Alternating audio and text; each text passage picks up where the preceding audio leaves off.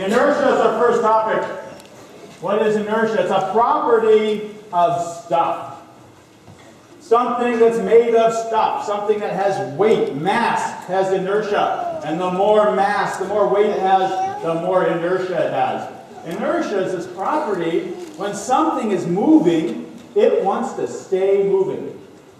And when something is at rest, it wants to stay at rest. It doesn't want to move. It resists changes of motion. So, the physics laws tell us that if something is moving, it's going to keep moving in a straight line forever. Is that right? No. Doesn't seem right, does it? When I push on something, it comes to rest, doesn't it? Why does it do that? Friction, I hear people say. Resistance. Something is pushing back, right? Friction is pushing back on that hammer, stopping it. If there was no friction, it would go in a straight line forever. So let's do, maybe you've done this experiment yourself. Got a wagon and a basketball. Basketballs have inertia. And I'm going to push the wagon this way, and let's see, what's going to happen to the basketball? You ready?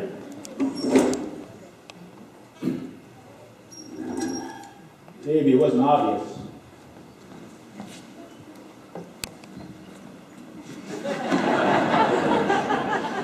Okay, my basketball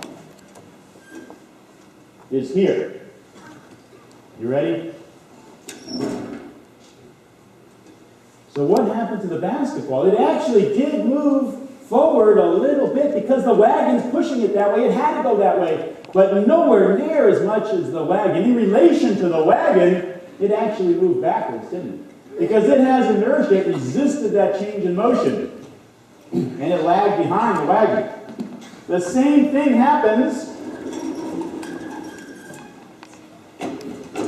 when it's moving and the wagon stops. So when it's moving and the wagon stops, it wants to keep moving. And the front of the wagon stops it. The same thing happens to you and me because we have inertia too. And when we're in our cars and the car's moving, we don't want the windshield to be the thing that stops us. So what do? We wear our seatbelt, don't we?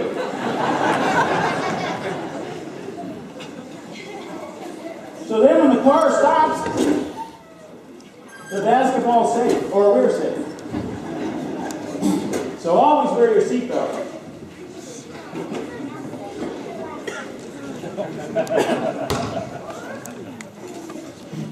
And right now the wagon is empty. It's got some inertia, but not that much. And if I give it a push, its motion will change quite a bit. I'm going to give it a little push. And let's see what the wagon does.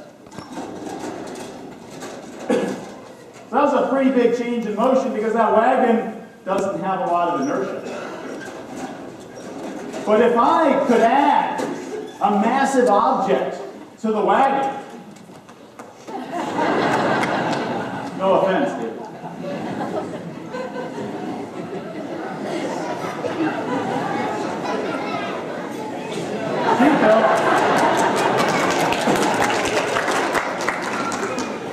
And I give it the same push. Let's see what happens.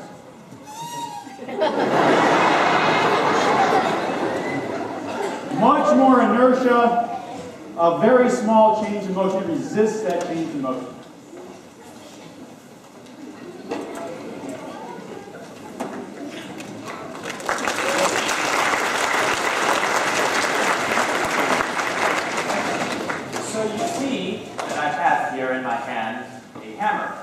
I think we're all familiar with the idea that hammers are used to move things that are typically smaller than the hammer itself. So for example, a hammer of this kind would normally be used to hit a small nail from one place to the other. Now, what would happen if I were to hit my hand with this hammer? Right, obviously my hand would either be really hurt or my hand would be moved by the hammer. And the reason for this is that my hand does not have a lot of inertia.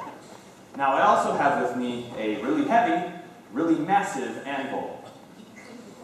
This thing has a lot of inertia. So you see that when I hit it, it doesn't move that much. So to sum it up, things with a lot of inertia do not like to start moving, whereas things with very little inertia move very easily. So we're talking about inertia and resistance to changes in motion. Maybe you see where this is going. Got a place setting, got a fancy tablecloth.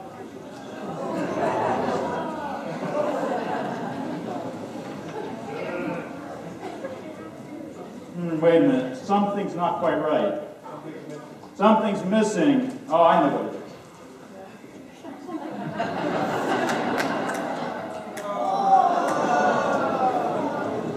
I think we know each other well enough. Okay. We're going to count this down. Ready? 3, 2, 1.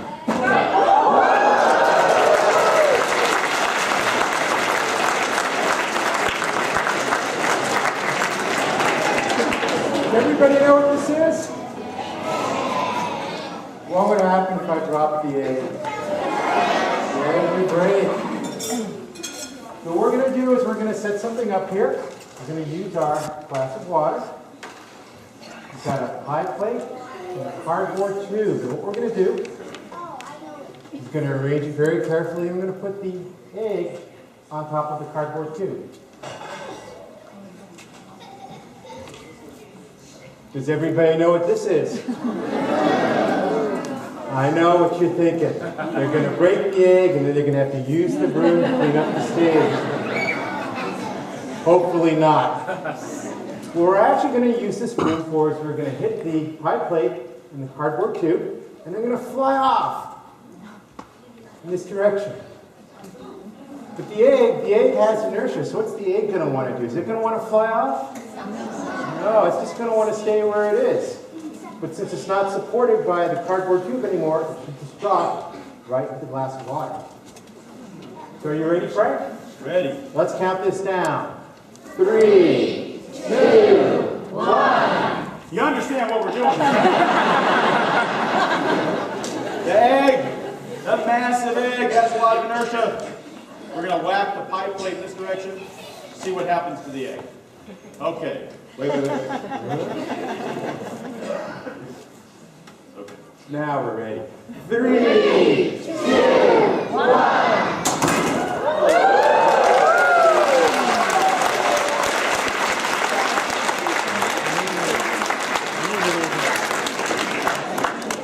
Now, physics is what we call an experimental science. And what that means is when you go home, you can say, Mom and Dad, I love the physics show. We're going to go back next year and I want to try all the experiments I just saw. Right, Mom and Dad? Yes! But Frank's got a tip or two for this set of experiments when you try them at home. That's right. What you need is a pillowcase or a dish towel, something like that. And instead of dishes and glasses, what I like to use is a block of wood or a book. Something that when it hits the floor, because it will hit the floor, isn't going to be damaged. So a little block of wood like this is nice, or a book. And then instead of an egg, get a glass, and like the picture shows, a little piece of cardboard, and put a coin on top, a quarter or something like that. And then give it a flick with your finger or get a little pencil like this and entertain your friends at home.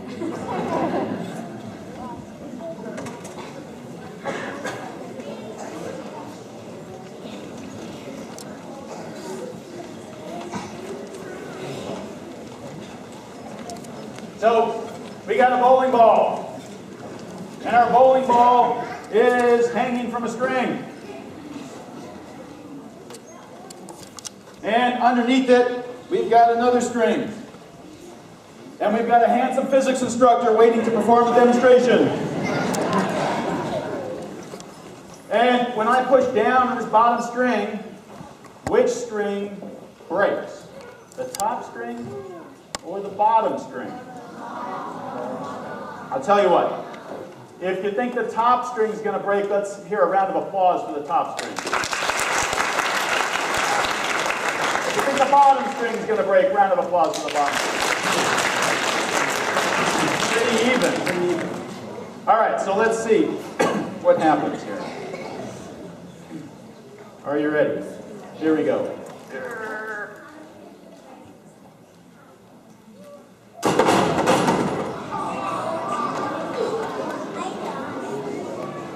So the top string broke. But you know what scientists like to do? They like to repeat experiments. Should we repeat the experiment? Okay, here we go. Top string, bottom string, you ready? 1, 2, 3.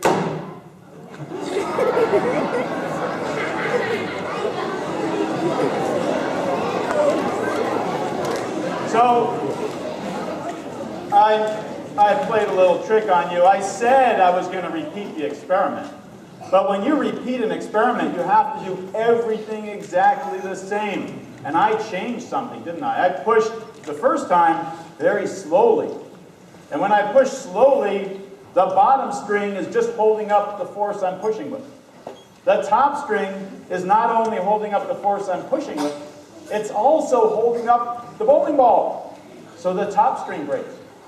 The second time I pushed very quickly, and the bowling ball resists changes in motion.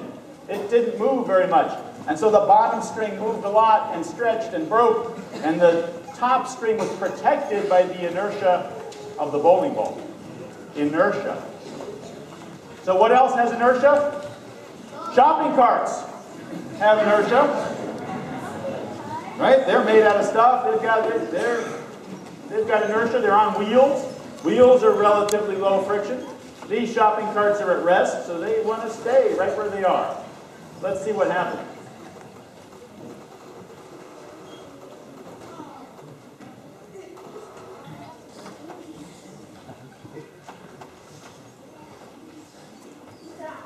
They're in a truck, and the truck is moving now.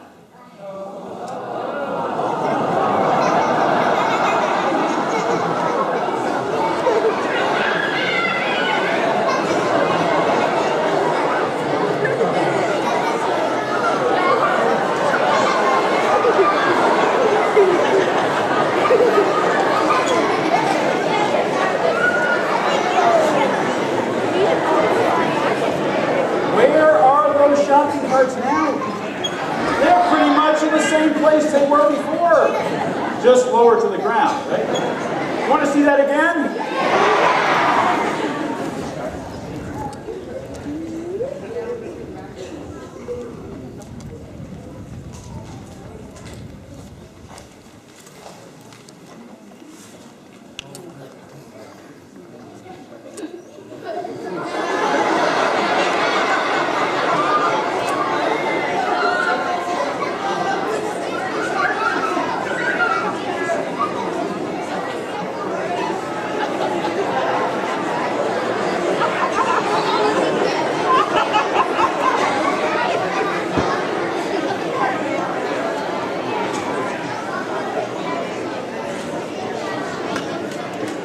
Inertia. It's not as simple as we've just been talking about. What we've been talking about so far is things that are moving in straight lines. And so the inertia of the object resists changes in motion as things move in straight lines. But things can move in other ways. They can spin. They can rotate. And there's also an inertia that describes how things resist changes in rotation. We call it rotational inertia. It's a little more complicated. Not only does it depend on the mass, on how much stuff there is, it depends on where it is in relation to what's rotating. So if my disk is rotating about the center point here, some of the stuff is very close to the axis of rotation, where it's rotating. And it doesn't contribute very much.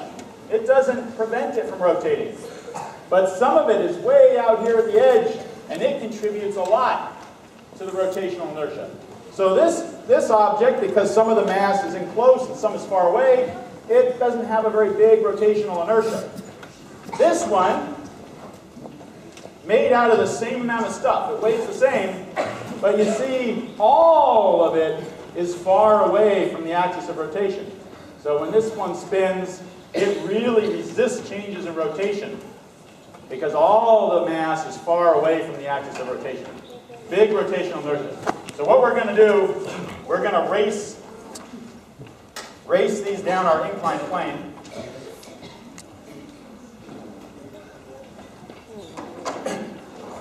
Because we all know that when we have cylinders on inclined planes, they roll downhill, right? So what we're going to do is we're going to race these cylinders. This is the 105th running of the cylinders here, that's what they'll call it. And this one resists rotation, and the solid one rotates fairly easily. Let's see which one gets to the bottom. We're rooting for the underdog this year. Are you ready? Here we go. Okay, so I think we have a clear winner. It's 105-0. Our disc wins again. Rotational inertia. So let's review what we've been talking about. Always wear your seatbelt because you have inertia, I have inertia, you want to be protected. How do you get the ketchup out of the bottle? Open the top. You turn it over, you get the bottle moving, and then you stop it. And the stuff inside, the ketchup has inertia, it keeps going, you get it to the front of the bottle. You never know when your knowledge of physics will come in handy. A few years ago, we did inertia as one of our topics. My son saw the show. About a week later, he's eating pancakes. You know how you use the side of your fork to cut a bite off, and sometimes you don't go through all the way. There's a little piece connected there, and he sticks that little piece with his fork, and he yanks it, and it breaks free from the rest of the pancake, and he says, "Dad, I used inertia to cut my pancake."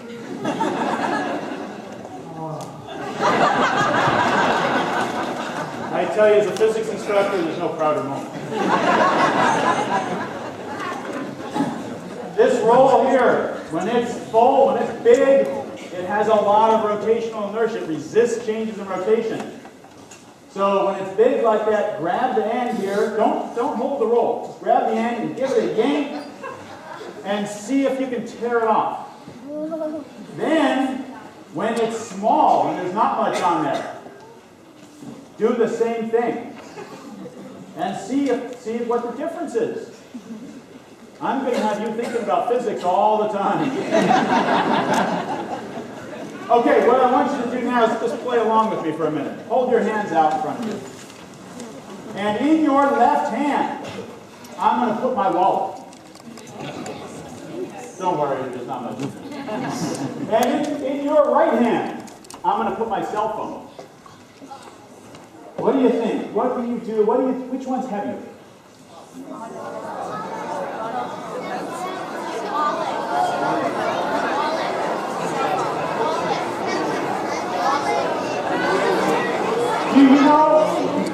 Do you know what I see? This is what I see.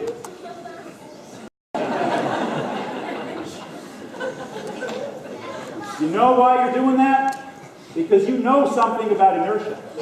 If I put two things in your hands that are pretty close in weight, you can't tell the difference between the weight. But you know the heavier one has more inertia. And it resists changes in motion. And you can feel that much easier than trying just to feel the weight in your hand. You know about inertia. The physics of inertia, it's all around us.